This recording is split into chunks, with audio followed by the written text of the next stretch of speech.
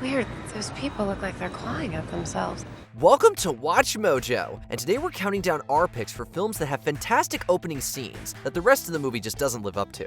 What? You heard me? Number 10, Valerian and the City of a Thousand Planets. Filmmaker Luc Besson has several celebrated classics in his filmography, but this is not one of them. Check ignition, and may God's love be with you. Based on a French science fiction comic series, the space opera, Valerian and the City of a Thousand Planets, was a box office bomb. Criticism focused on the plot and casting. However, you wouldn't have guessed it from the opening scene. And the stars look very different today. In an intriguing sequence, a montage showcases the evolution of the International Space Station as various nations, and eventually extraterrestrials, are welcomed aboard. The space station's gradual growth grounds the sci-fi themes, at least at first, only for what follows to launch off into deep space, leaving the audience far behind. Its new course is set for the Magellan Current. Like the great explorer Magellan, the Alpha Station will journey into the unknown, a symbol of our values and knowledge. Number 9, Austin Powers in Goldmember. In the first scene of this comedy franchise's third installment, director Jay Roach playfully toyed with audience expectations. The movie opens with a James Bond parody, teasing us with a slew of celebrity cameos, including Tom Cruise as Austin himself. Yeah, baby. What a way to hook audiences. After that, however, the movie plunged into the usual Austin Powers silliness, but without the originality or cleverness of the first two movies. Yeah. Yeah. Yeah. Yeah. Yeah. Yeah. Yeah. Yeah. Yeah. Mike Myers reprises his role as the groovy spy, teaming up with Foxy Cleopatra to thwart Dr. Evil's latest scheme. While it's packed with humor, the film leans on recycled jokes, delivering an ultimately forgettable end to the franchise. I'm a crazy. We all knew that. Austin caught me in the first act. It's all backwards. What's with that? Number 8. Indiana Jones and the Kingdom of the Crystal Skull. The original Indiana Jones movies formed a perfect trilogy, ending with Indy and company riding off into the sunset.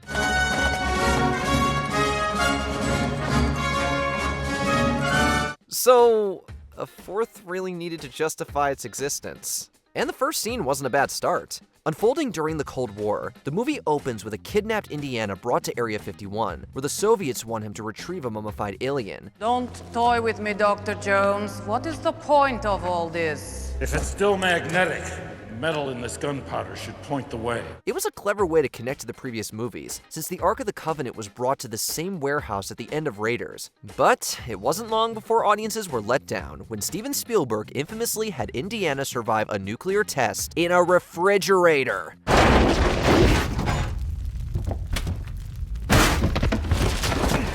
And it was all downhill from there. Number 7, Zoom. When this film kicked off with an electrifying comic book intro, a killer soundtrack, and a dramatic backstory, we expected a top-notch story. The Zenith Team. 5 young superheroes who fought to protect the world from evil. But we got a bland and predictable one instead. Based on Jason Lethko's children's book, it follows an ex-superhero, played by Tim Allen, shaping an unlikely group of teens into superheroes. No matter what people told you around here, you're not superheroes. We're superheroes?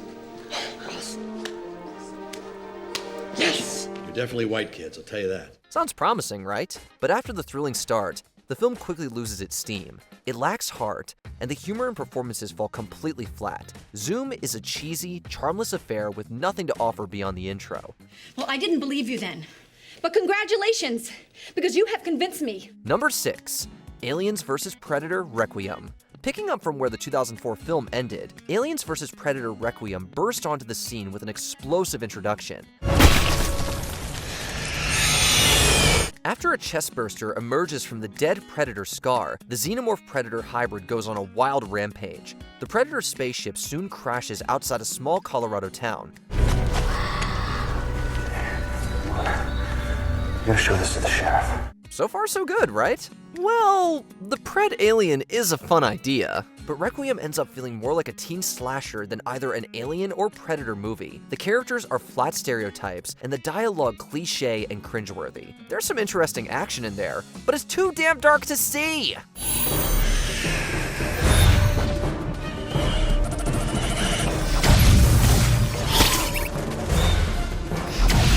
Number 5. Sucker Punch. The first 6 minutes of Zack Snyder's 2011 action fantasy are a visual feast, with a killer soundtrack that pulls you right in. It's every one of us who holds the power over the worlds we create. After Baby Doll accidentally shoots her sister, her abusive stepfather has her committed to a mental asylum. Fun fact, Emily Browning, who plays Baby Doll, also sung several of the songs in the movie, including the cover of Sweet Dreams in the opening sequence. Sweet dreams are made of this. Who am I to disagree? Seems like a solid beginning that hints at deeper themes.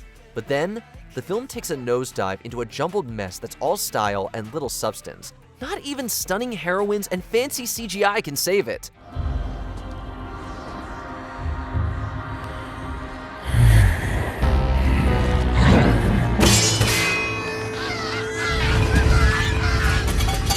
Still, that opening scene, loved it! Number 4, The Happening. It was hoped that this would be a turning point for the director who won universal acclaim with The Sixth Sense, then had a series of flops. That's right. That's right.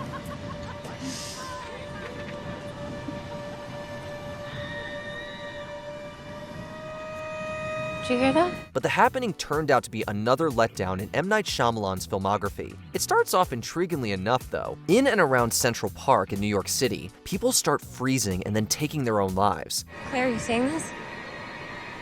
Claire. It's certainly an eerie premise, but it's all downhill from there. What follows is an incoherent shamble of a movie with a very on-the-nose message. Spoiler alert, it's the plants, transmitting an airborne toxin in defense of the natural world. Maybe this movie would have worked as a comedy? What? No. Number 3, X-Men Origins Wolverine. We all love a good origin story, and we love Hugh Jackman's Wolverine. That just isn't you, though. And you would know, huh?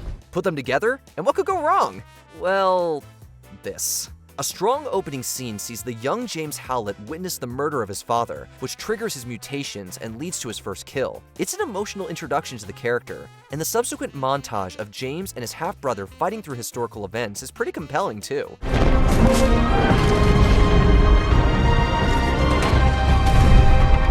But that's as interesting as the movie gets. The rest is bland and filled with cliches, and we will never forgive what this movie did to Deadpool. Wait, is that you? Your striker finally figured out how to shut you up. Silencing the merc with a mouth? What were you thinking? Number 2, Hancock. This Will Smith blockbuster offers what should have been an interesting spin on the superhero genre. Hancock!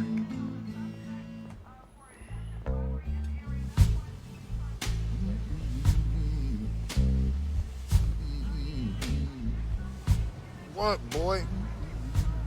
Bad guys? We're introduced to the grumpy superhuman as he wakes up very hungover. He dives into action with a bottle of whiskey in hand, leaving a trail of destruction in his wake. We gotta admit, our interest was piqued. Hancock's latest act of so-called heroics took a hefty financial toll.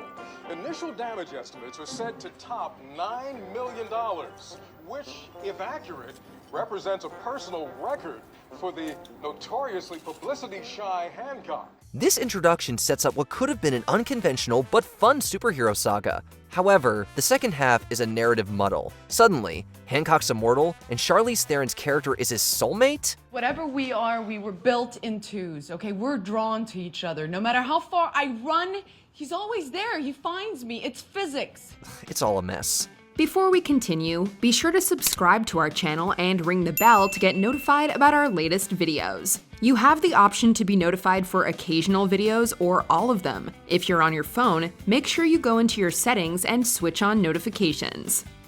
Number 1, Ghost Ship. If there's one aspect of this atmospheric horror that deserves your attention, it's the jaw-dropping opening sequence. Scini la nostra vita senza un attimo di respiro. Aboard an ocean liner, passengers are happily dancing when someone pulls a lever, and it triggers what's still hailed as one of the greatest murder sequences in horror. A cable tightens, bisecting the dancers.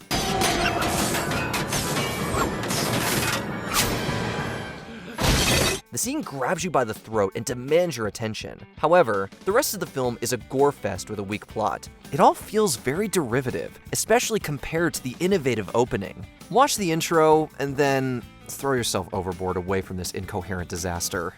It looks like we missed one hell of a party.